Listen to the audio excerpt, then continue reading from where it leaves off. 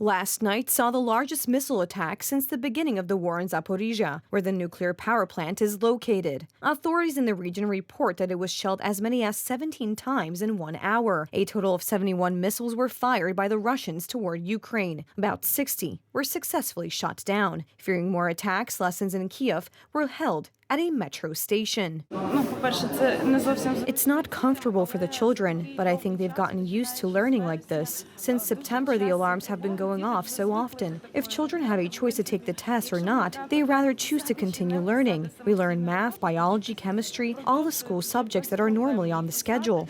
A year of war is also a year of human tragedy. For weeks, fierce fighting has been going on in Bakhmut. Russian forces are trying to surround the city in the Donetsk region, forcing the population there to evacuate. I met a family and suggested they evacuate. I was worried about their children staying in such conditions, so I offered to take them, and they told me they couldn't because they had a farm. Well, you can see for yourself what kind of farm they have. I had to promise them that I would also take their cow.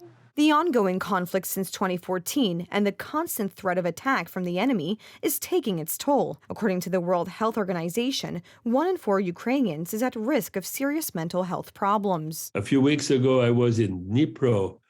I saw almost half of several hundred beds, huge psychiatric facilities occupied by beds being occupied by military people and people on the front line who were hospitalized with acute and tragic anxiety, depression, and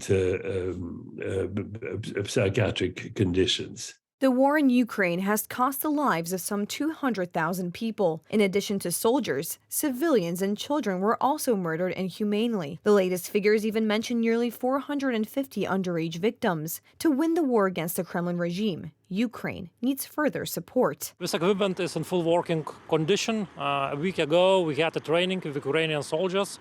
We had a light firing exercise. Also, the Ukrainians were trained how to use this equipment. And why we are doing this is the answer is very simple. Lithuania is with Ukraine from the beginning of the war, from 2014. This morning, 2 Russian missiles were supposed to fly into Moldovan airspace. One of the missiles was supposed to fly over Romanian territory, violating the borders of the European Union and NATO. However, the Romanian Defense Ministry denies the reports.